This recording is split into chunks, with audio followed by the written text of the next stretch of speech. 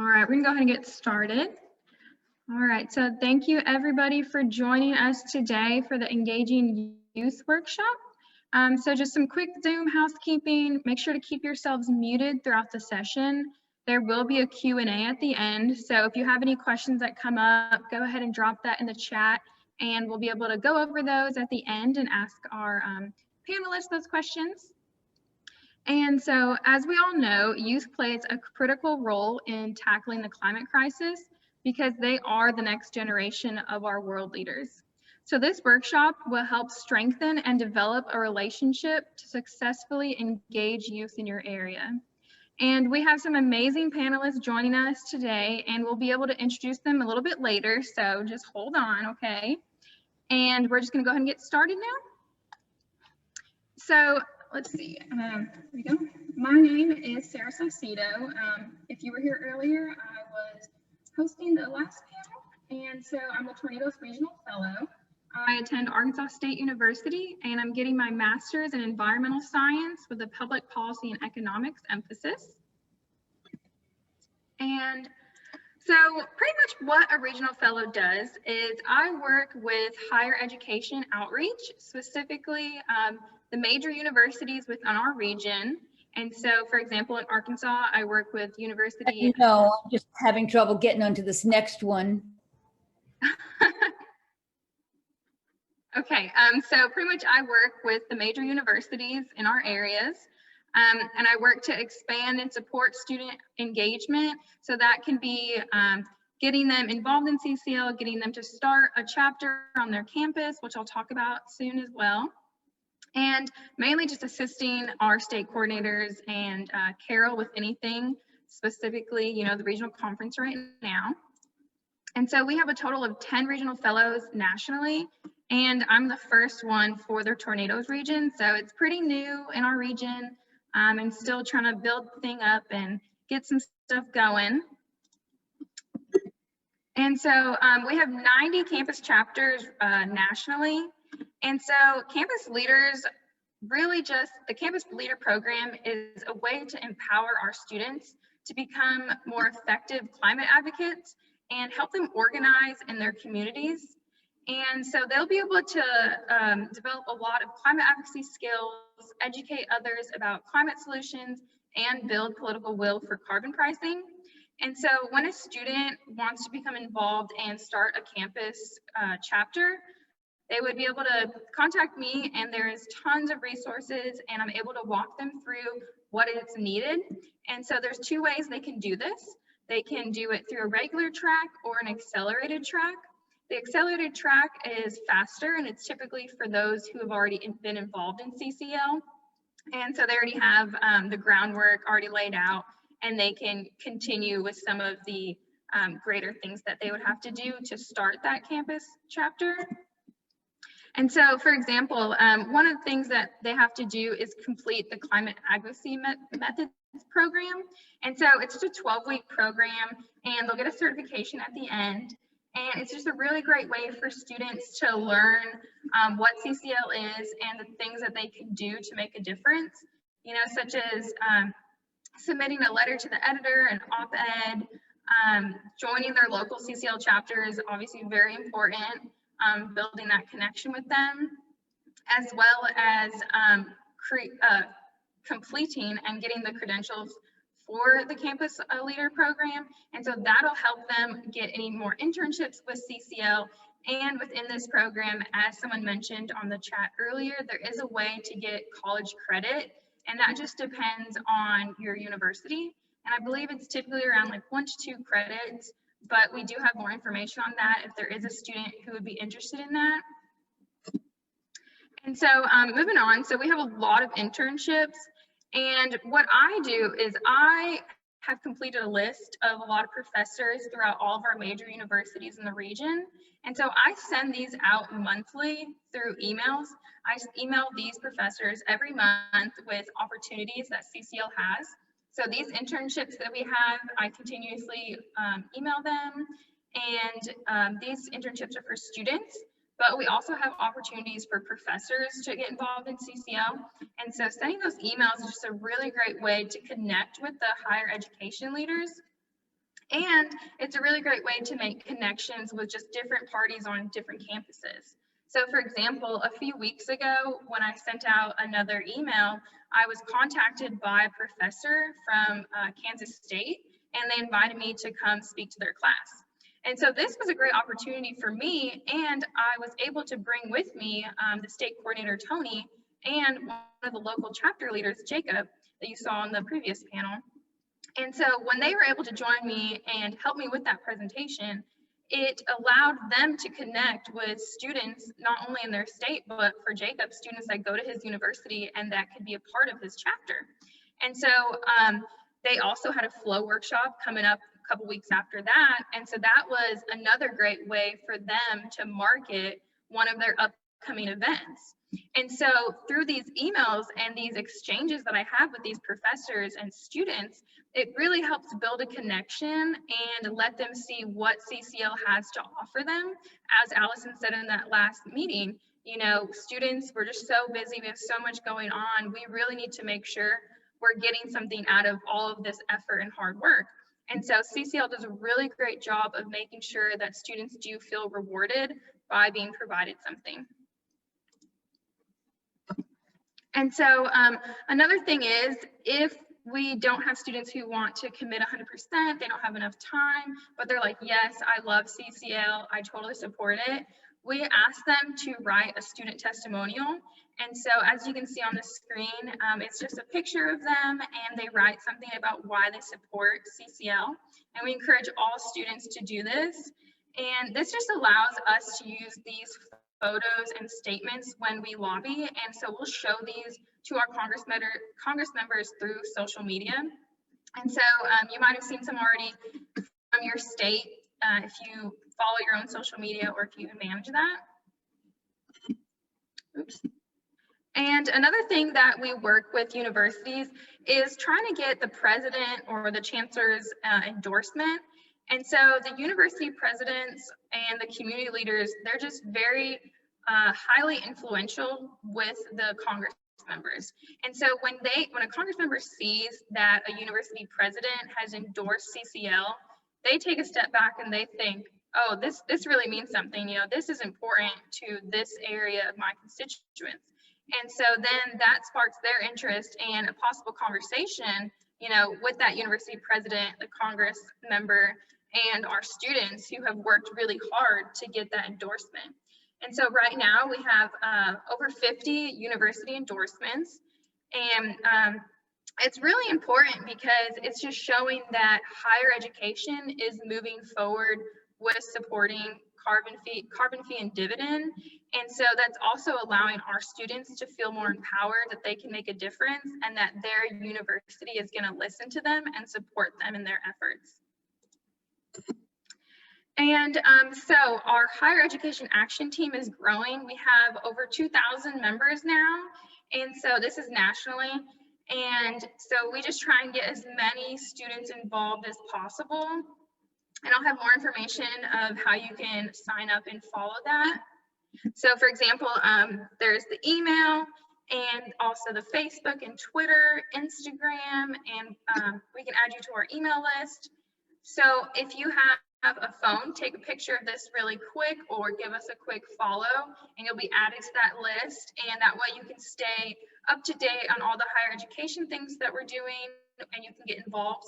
Or if you know you have a grandchild or a niece or nephew that isn't here, but you're like, they would be really interested in this. You know, this is nationally, so you can always share that information with them. And then another thing is we have our monthly higher ed Zoom calls. And so if you're a student on the call right now and you're just not too sure if, you know, this is something you're interested in, or, you know, you just want to see a little bit more about it, we have a monthly call every Monday, every first Monday. And so if you just want to hop on that, and then you can go ahead and meet some of the campus leaders and higher ed allies, and you'll just get to talk to them, see what they're doing, and hear from them. And so that's just a really great way to kind of wrap your head around if this is something that you want to do. And that's really all I'm going to talk about today, because I really want to turn it over to Sharon. She is such a wonderful, wonderful person to have in CCL. She is great, and she is our leader for our youth action team. And so she's going to give you some information of how, if you're a high school student, how you can become more involved. So Sharon, I'll turn that over to you. Thanks. Thanks, Sarah. And I want to thank you all for being here, because by being here, you're showing that you share my strong value that youth are really integral to CCL's mission. And you're probably aware that there's a ever-growing youth movement around the world. And I like to say that CCL offers a particular flavor, like a flavor of ice cream. You know, I don't know if it's mocha chip or what it is, but we have a particular way that I'm sure you're aware of, and it really is very appealing for those who are solutions-oriented, action-oriented through civic engagement and democratic process. And I hear more and more that there are more youth that are finding the value in bipartisan work. I just keep hearing that in my work with under 18 youth. So I'm going to be sharing a little bit today about what we do with those just younger than the age group that Sarah just talked about. We cover 18 and under. The next slide.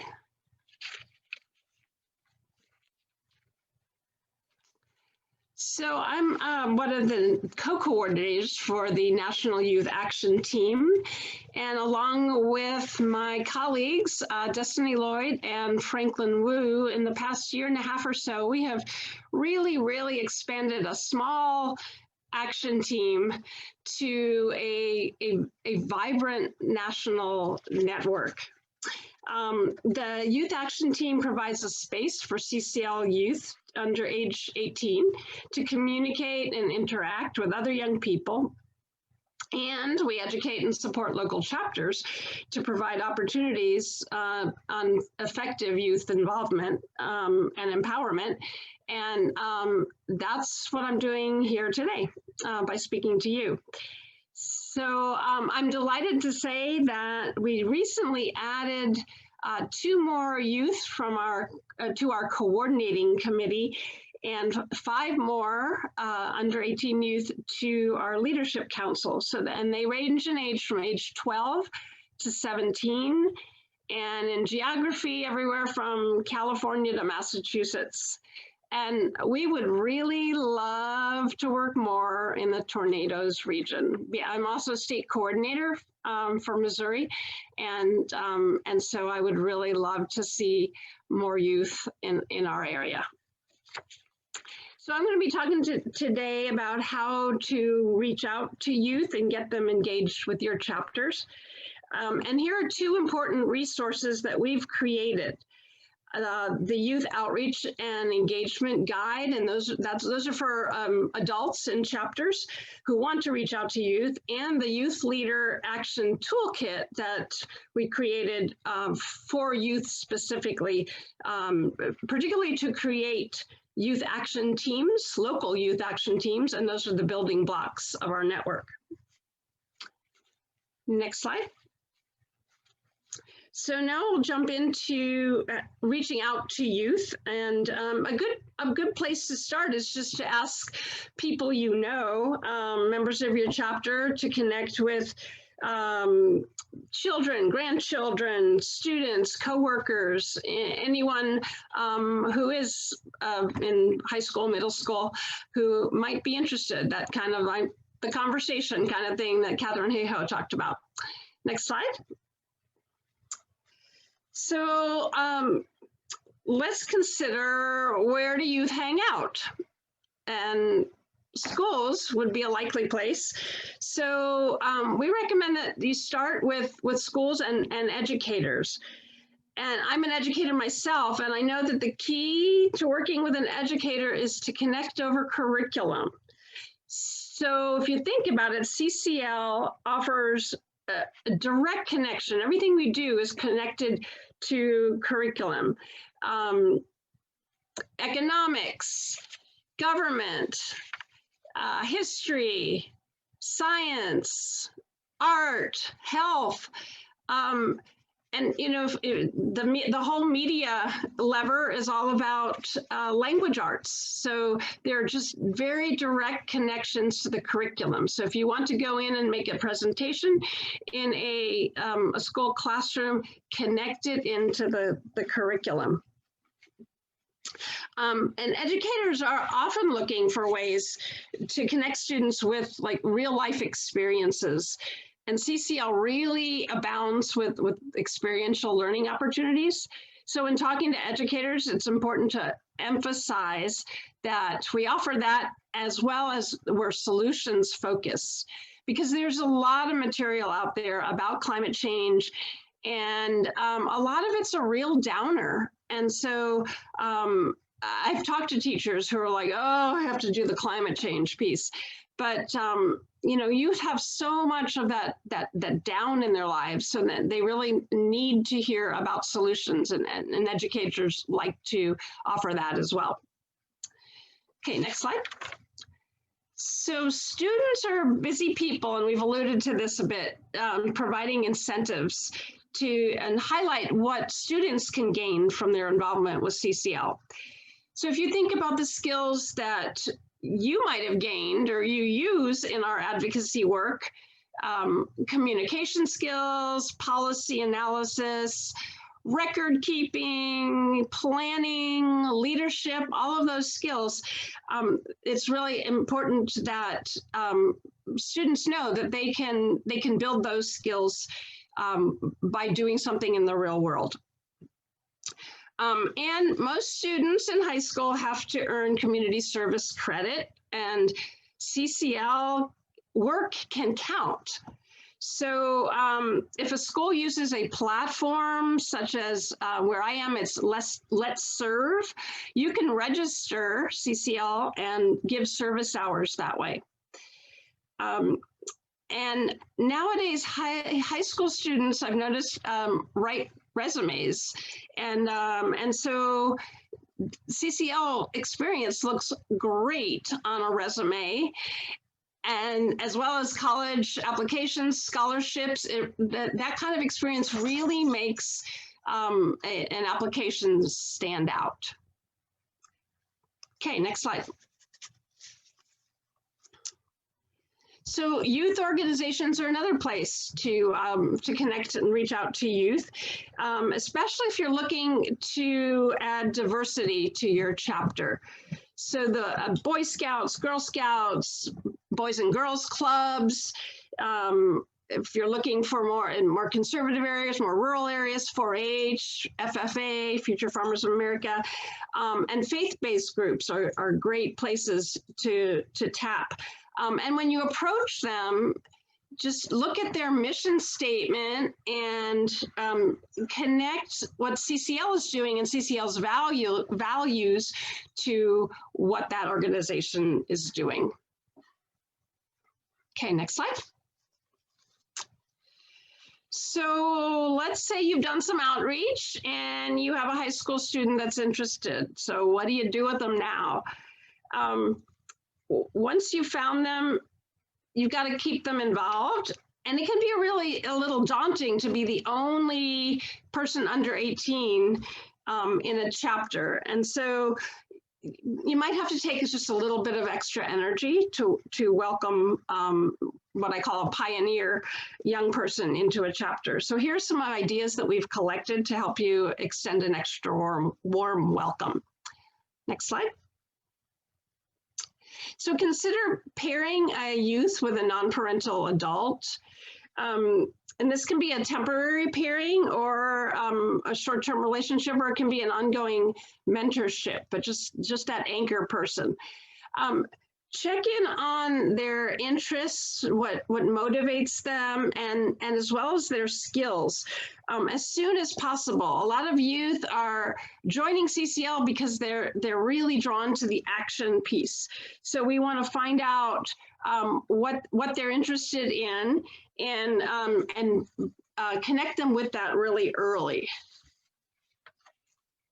Next. Oh, no. Another piece is that good fit, finding a role. And I just want to caution about getting caught in the young person equals social media trap, or that the notion that young people need to do outreach only to other young people. That might be the case. It might be a good fit, but that it's really important for a youth to figure out what it is that they want to do. And I've met with, I've had high schoolers who really want to focus on writing letters to the editor or working on lobby teams or giving presentations to broad audiences that don't have anything to do with youth. It all depends. So give them that latitude. And then finally, check in on any limitations in non-COVID times. Transportation can be a barrier for a young person who can't yet drive. So find out what their needs are and offer to help.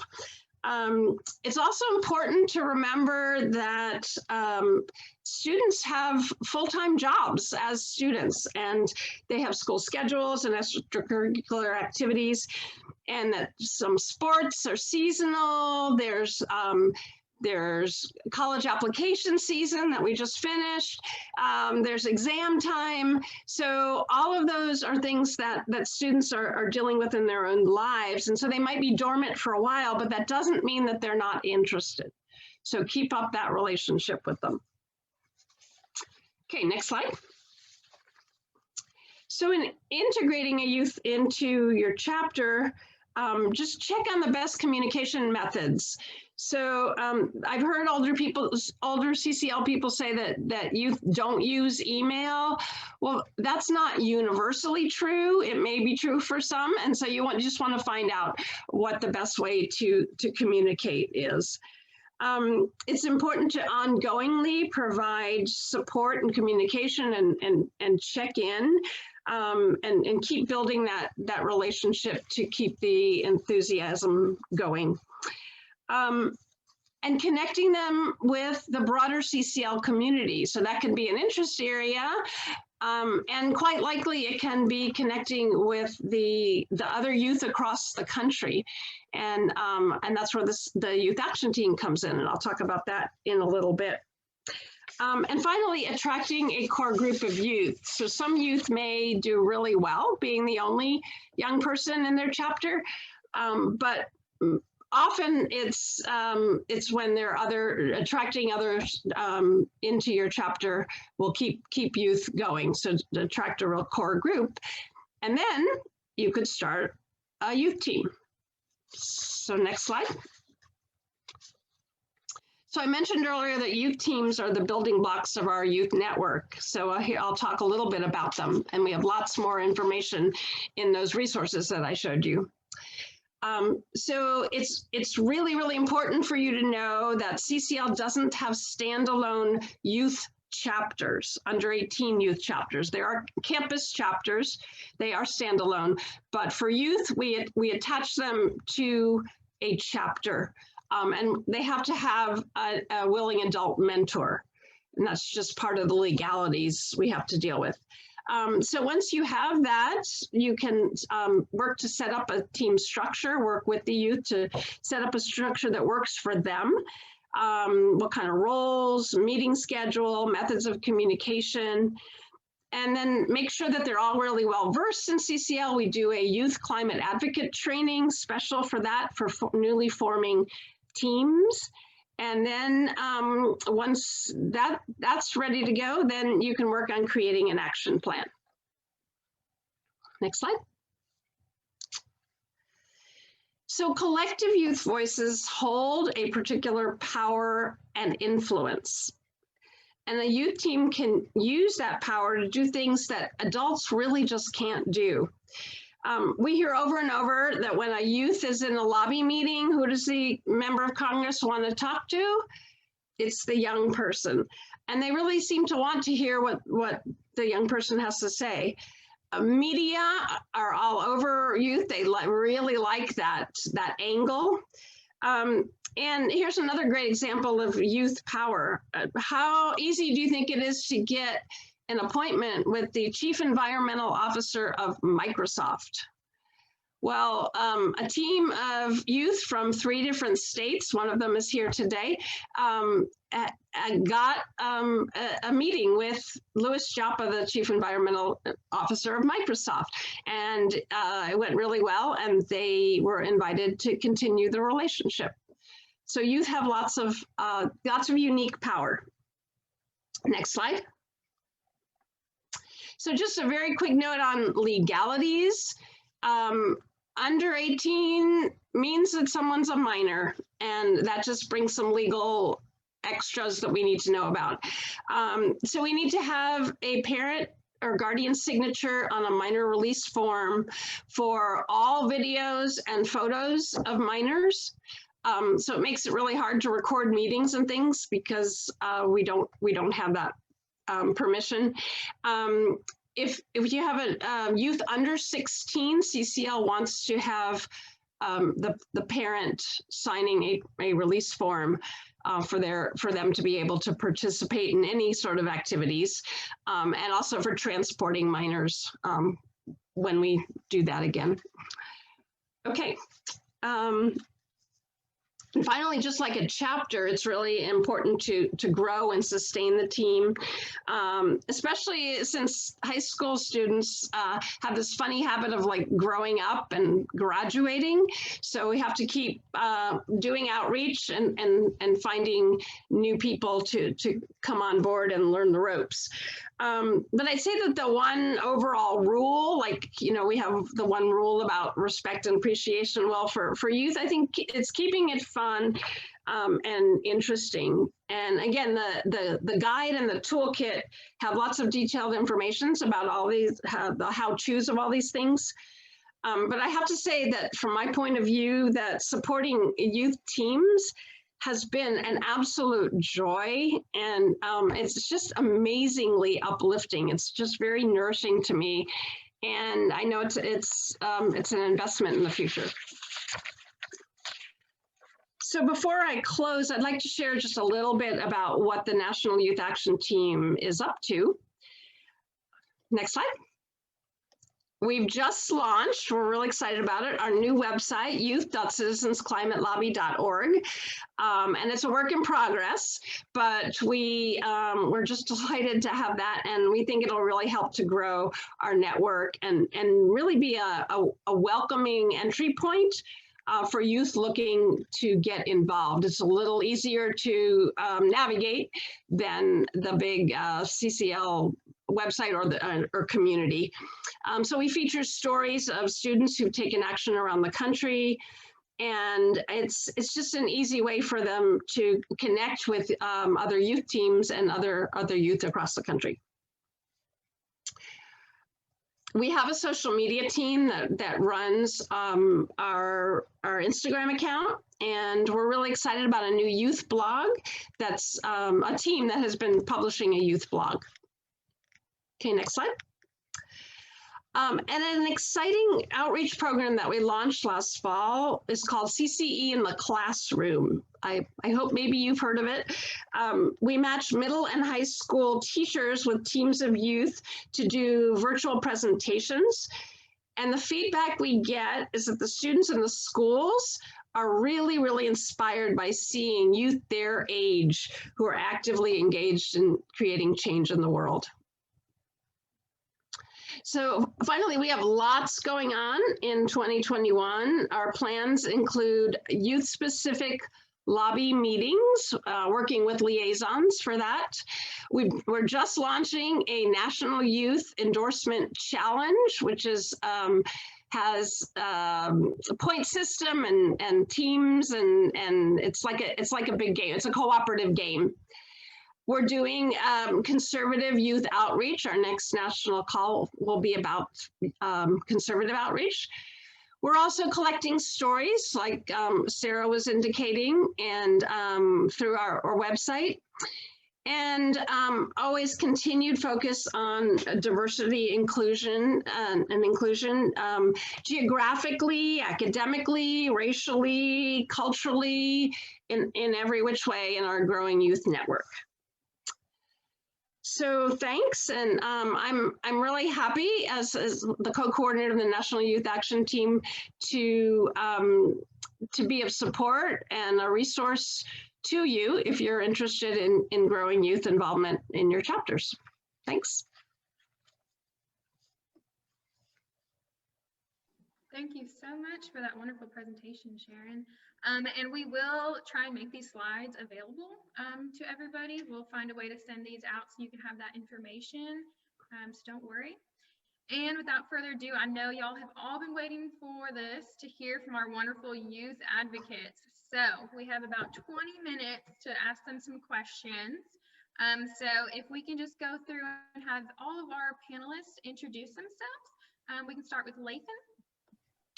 Hi, I'm Lathan. I'm a junior at Rogers New Technology High School in Rogers, Arkansas, and I've been with CCL since summer last year. Awesome. Emma. Hi, so I'm Emma. I am one of the the youth that grows up, as Sharon referred to. I'm actually a senior at Truman State University in Kirksville, Missouri.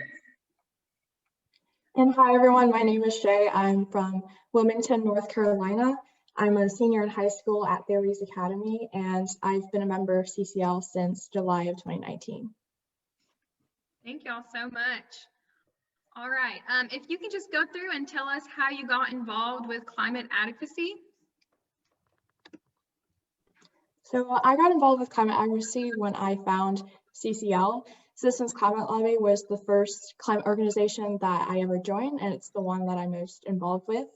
And when I joined CCL, I was immediately contacted by my local chapter, which was the Raleigh-Durham chapter. And I started becoming involved with them soon after, and myself and Sharon Bagatelle, along with other youth who were a part of the Raleigh-Durham chapter, we formed the Triangle Youth Team, of which I'm a leader, and I've been involved with ever since. So I personally, well, I mean, I've always heard about climate change for a long time in my life, but I've never really known anything that we could do about it. So for a long time that I always thought that it was kind of just something that we had to accept and just kind of adapt to. But it was probably around like middle of 2018 whenever I realized that there were actually things that we could do about it and we could actually fix it. But my mood and mentality about the actual issue shifted from, well, I guess, you know, we just kind of have to live with it, to why aren't people doing stuff about this? And so I decided, you know, at that point, if I'm going to be telling people that they should be working on their climate impact and they should be trying to better the climate, then I should be doing the same thing as well. So I got involved, I was thinking back, probably about 2018, second semester, freshman year of college. I was really, in my small town, I come from Sedalia, Missouri, and I went to a very small high school. There wasn't a whole lot of opportunity to get really involved in anything really related to climate change. So when I got to college, I was really hoping to find something that I felt fit. And actually, Sharon was the one that I ended up meeting first from Citizens Climate Lobby. Can tell you that that's she's really good at her job. I went to a training session during Earth Week in April that year, and I've just been basically involved ever since. Awesome. All right. Can y'all share some of the work you've done either with CCL in your school, neighborhood, maybe on a social media platform, anything y'all have done?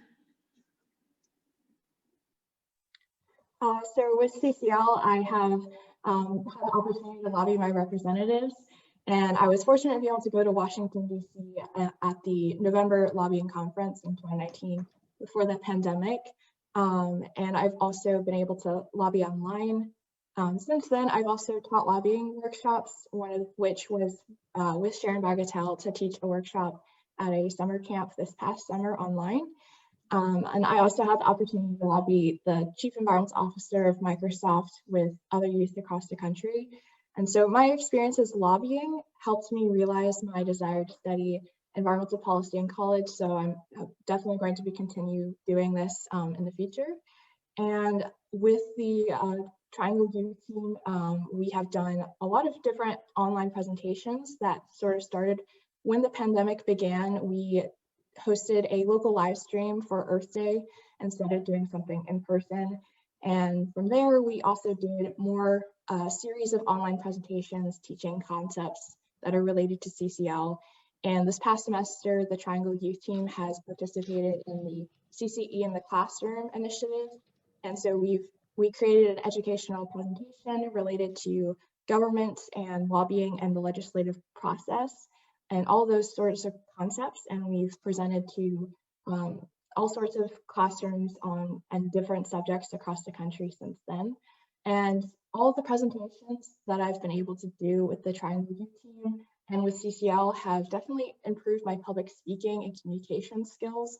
I'm definitely more comfortable public speaking, having done so many presentations with CCL. And I also completed the climate advocacy training program. I guess I haven't been with CCL for very long, but I did the summer training program last summer. It's weird with the new year and everything. And then I'm currently part of the social media team for the Arkansas Instagram account for CCL. And I am trying to get meetings with Congress members. I'm working on that. It's kind of difficult too right now with quarantine and everything, but I'm working on that. And I was able to get a letter to the editor published in a few local newspapers. So I'm slowly building up the stuff that I've been working on. Yeah, so I've been with CCL long enough that I've done several different things. I've participated in lobbying, specifically since I'm from Missouri. I've worked with Senator Josh Hawley's office. I'm registered to vote in a different district than Kirksville is. I'm registered for Sedalia, so I dealt with Vicki Hartzler's office. On campus, we've done tabling for Earth Week. We've done those signature petition forms that we deliver to various Congress members whenever we're lobbying. That's pretty much been the most regular thing that I've done with CCL. Can you each share why you believe climate advocacy is so important for youth to be involved in?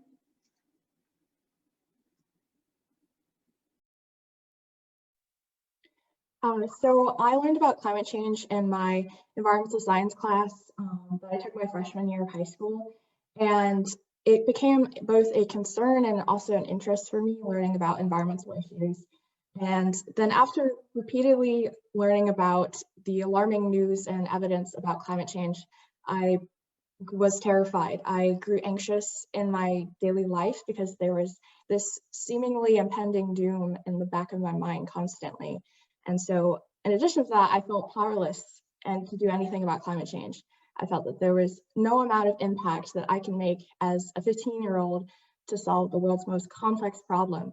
And I think that's something that a lot of youth can relate to, is feeling powerless, like they have no voice, or that they cannot make an impact that would matter enough. But I got involved because I decided that even if I made no impact whatsoever, I would still try to do something, anything at all.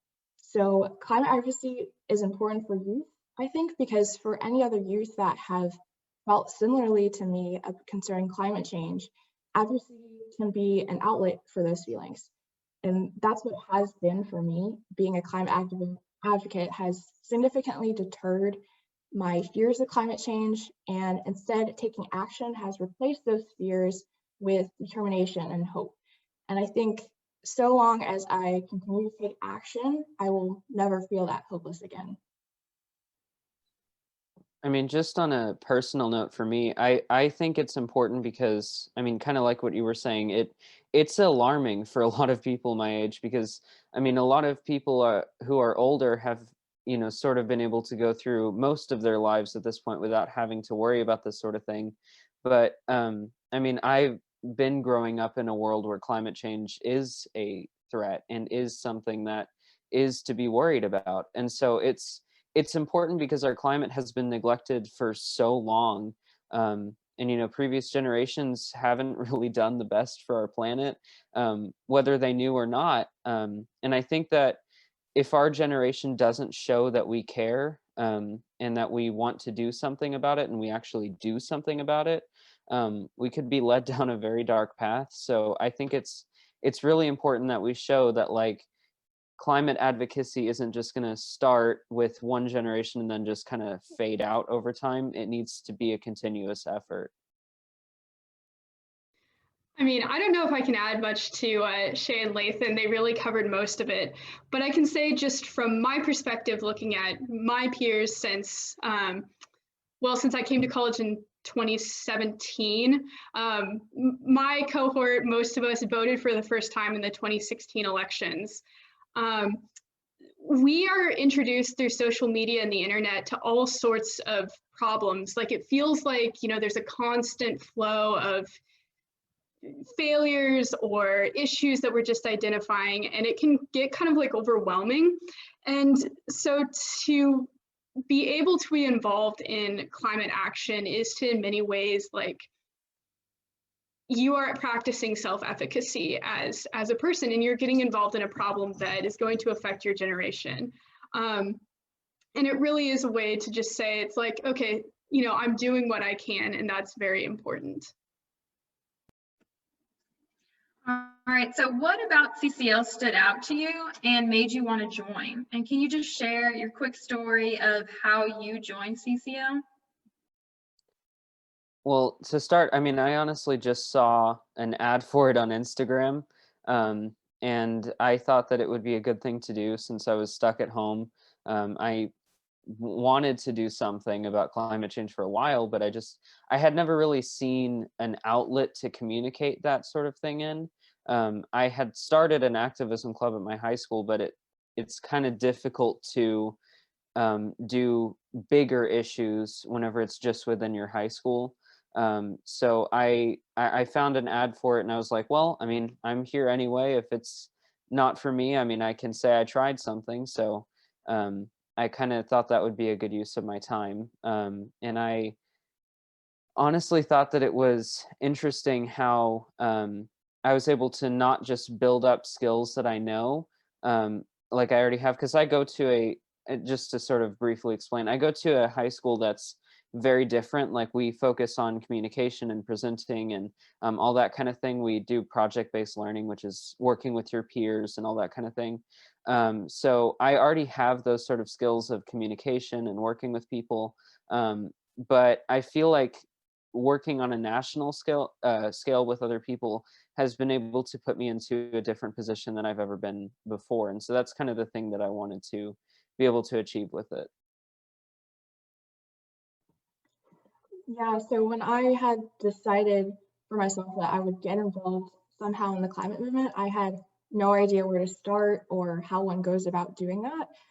So I Googled climate organizations in my area, and I checked a few of them out, and that's when I found CCL. And I joined CCL specifically because of all the opportunities that it presented.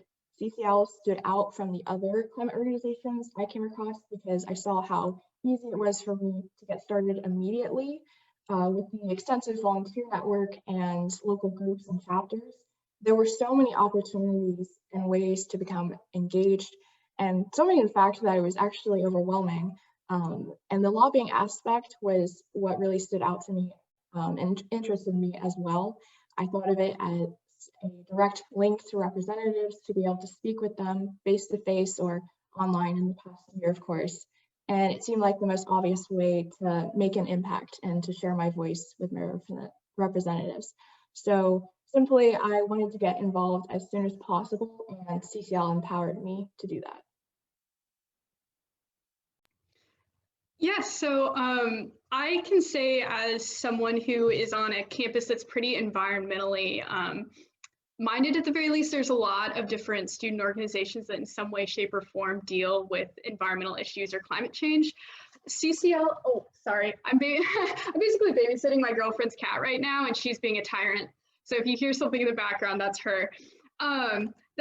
I really was impressed with CCL because in many ways it was so well organized. It was a practical approach to climate advocacy. There was no, there wasn't the hostility that I felt from like some organizations, that there was a lot of just a sense that like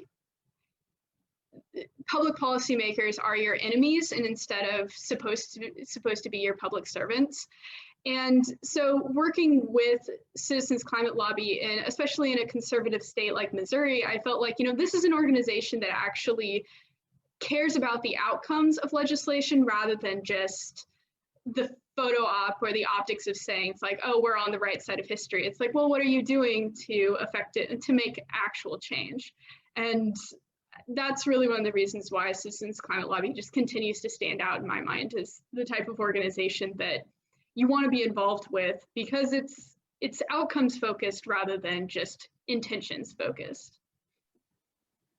Well, I'm sure I speak for everyone that we're glad all three of you are here and part of CCL. So last question before we jump into a quick Q&A. What would you recommend to our audience of how to engage youth in their community? And what do you think speaks to youth and it's a good way to reach them to get involved? So I would say two main things. These have kind of already been like touched on a little bit, but first off, I would say social media. Almost all of us are on there, and CCL does a great job already of like reaching out through social media.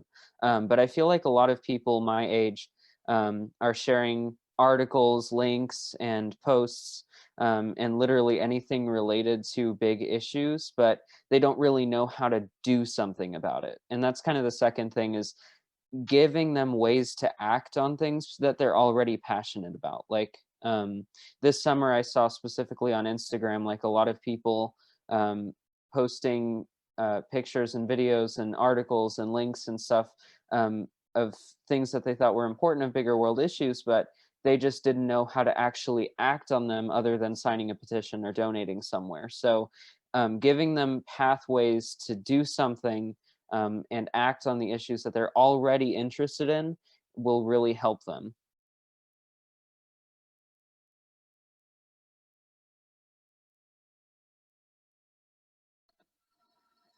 Anybody else want to comment on what we're saying?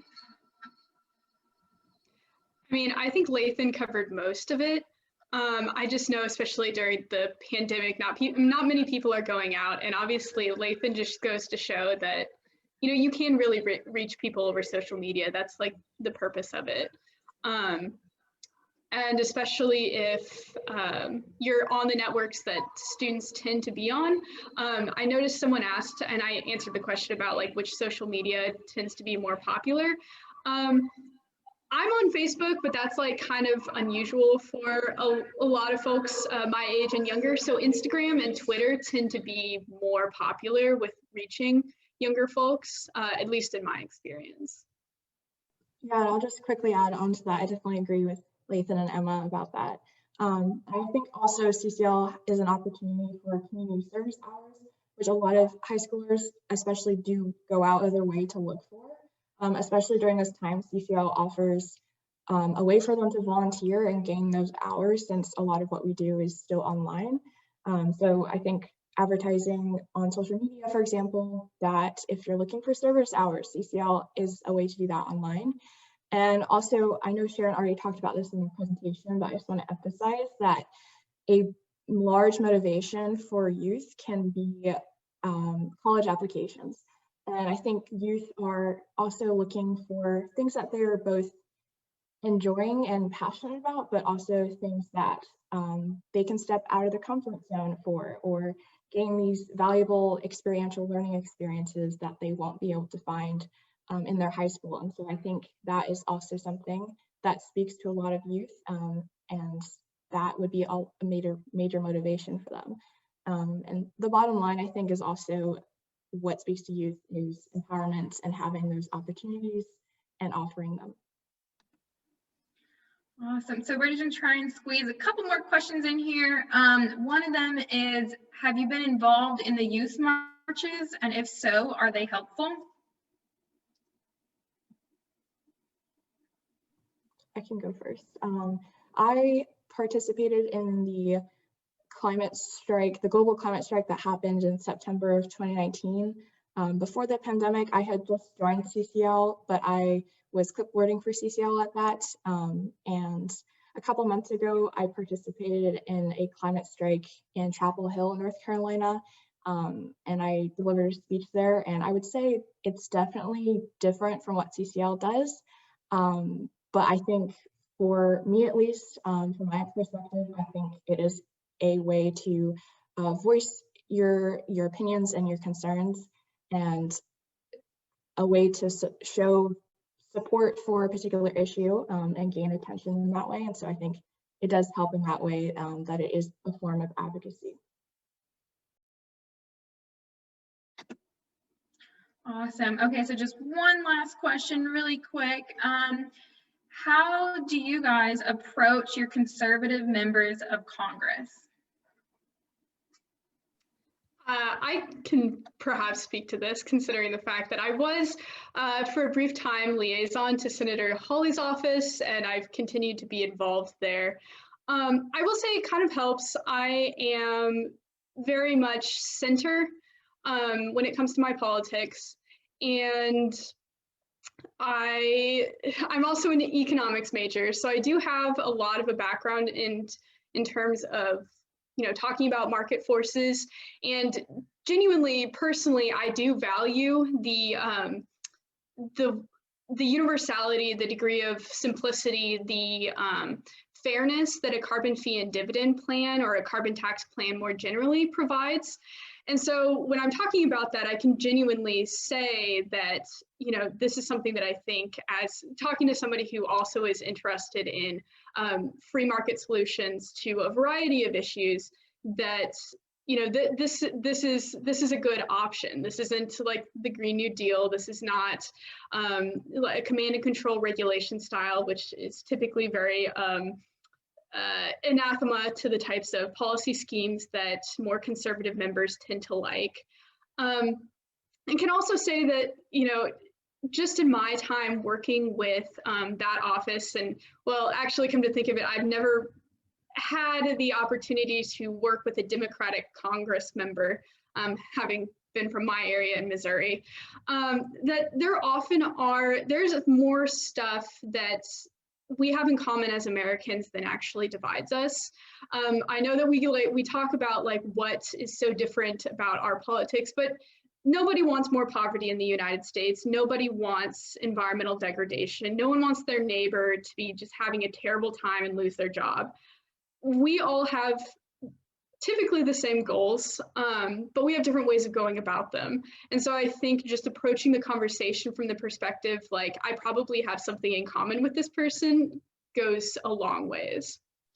Just to quickly add to that as well, I mean, I haven't necessarily lobbied with a Congress member or anything, but I worked with, last election season, I worked with Celeste Williams, who ran as a Democrat for Congress in our area, and that meant I had to reach out to a lot of conservative people in our area. So not just conservative Congress members, but just people who live in our area. And I think the biggest thing, sort of like what you were saying, is just connecting with them with issues that they already care about. So if you're going to talk about climate change with someone who's more conservative leaning, you can maybe talk about the jobs that green energy can provide, or you can talk about the economic benefits of being carbon neutral are, instead of just focusing on things that people who are more on the left tend to focus on.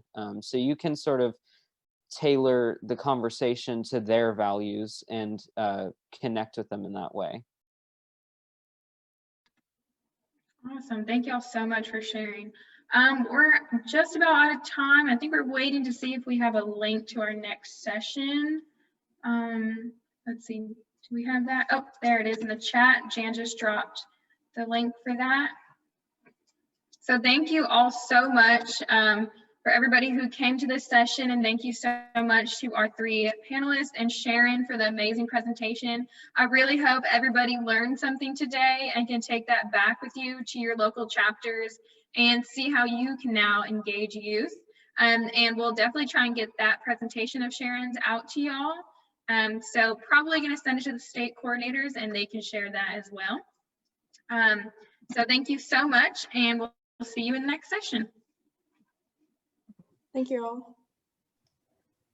Thank you.